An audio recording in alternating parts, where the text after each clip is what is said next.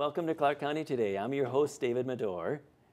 Our guest today is County Commissioner Tom Mielke. Thank you, David, for having me.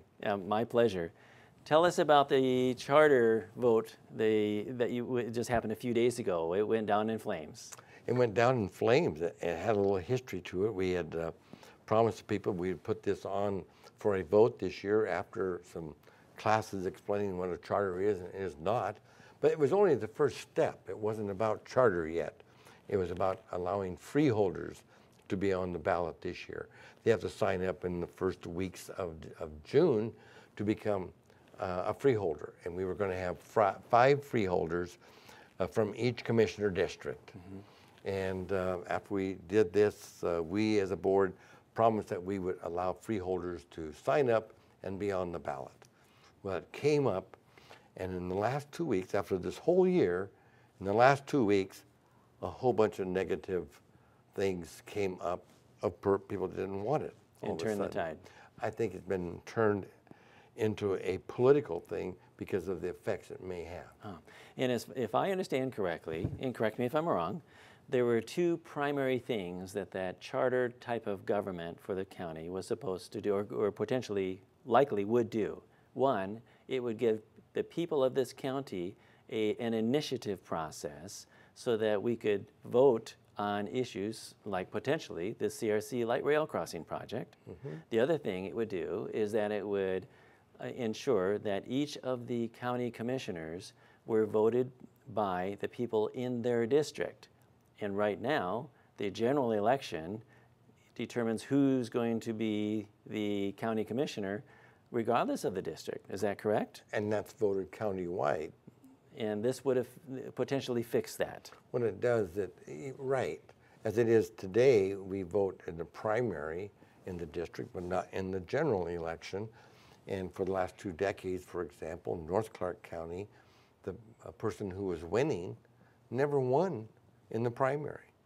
But when the general vote come county-wide, the heavy base of voters down south in Vancouver determined who would represent North County, and was never the person that the people of North County chose. And it was the same situation in East County.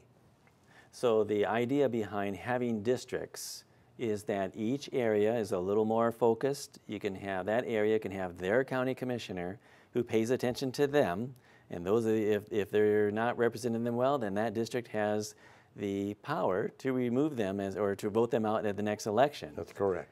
And right now, it's just county-wide, and their vote ends up being diluted by everyone else in the county. That's right. That way we don't get true representation. So it sounds like if people want to have more local control, more local voice, have the county commissioner pay attention to them better, it would have moved us in the right direction. It's a shame to hear that it's dead, because those are advantages I think that everybody would win. I take representation very seriously. I'm not afraid of the people. Because I believe I represent the majority of the people in North County. I think I represent the majority of the people in the whole county, but it's not necessarily the way the votes are slung. Yes. Well, first of all, I want to invite you to, at any time in the future, as long, in addition to the other 2 commissioners, to come and inform us about these things, because I think a lot of people are taken by surprise after the fact here.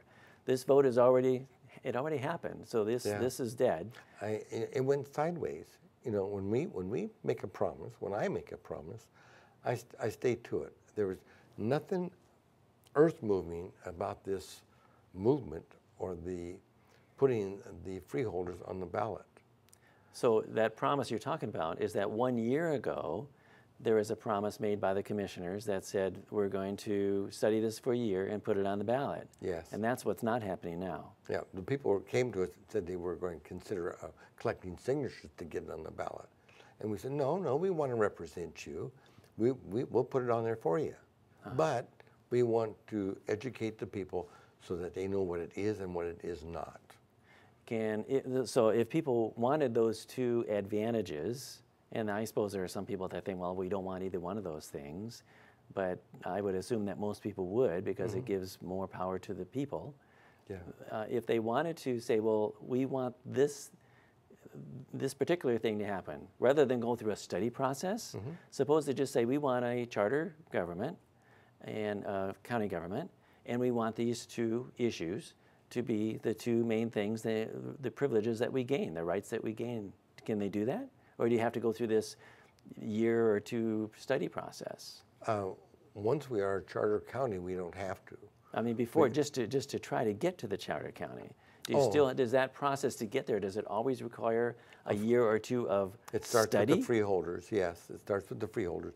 The freeholders are the group of 15 people that would bring back what they think would represent the majority of the people that they would like. So it's a necessary step in the process. Yes. I see. But what's amazing and how we recognize those things is that at the end of every class of explanation for fun, he would lay out 10 or 12 things, questions of changing government, electing the administrator, doing different things. And then we were each given 5 pieces of paper, and we'd put those in the envelopes of what we thought was the most important. And the things that you talked about were the most important. It came out every time out of 7 meetings, referendum initiative, and elect our commissioners from within their districts. And I expect, so basically it was taking a poll among those attendees that we're asking them what issues or what new powers should this new charter government have. Right. And those two were common, and I expect that there were other ones in there. Then maybe there was some argument for and against those other ones, but certainly those were common. It looked like it was something. It was great. The people had good ideas, and one of them was that they couldn't put anything forward without having funding for it. So people just couldn't willy-nilly throw something out there. The people that were coming and listening to this and considering something, they recognized you just can't do anything without funding it. So if you try to do too much, then you dilute it and nothing happens. Yes. Okay. Yes. So let me ask you also, there is a 911 tax that just was voted on recently, right? Okay. And if I understand that correctly, if we all look at our phone bills, we'll see multiple line items that add all kinds of different taxes. And one of those is a 911 tax. And that 911 tax pays for our emergency phone system. And that phone system, we send the bill goes to the state, and the state pays the bill. So our 911 tax collected goes to the state, and the state pays the bill. But there's some other pressure going on here. And what's going on with this other pressure to maximize our tax here in Clark County? The legislature brought a year ago to the county and CRESA, our emergency services, the need for 50 cents for a tax that was automatic that they put on. That we were mandated. We had to put that on there by order of the state to handle voice over internet, so people on a computer could call for help.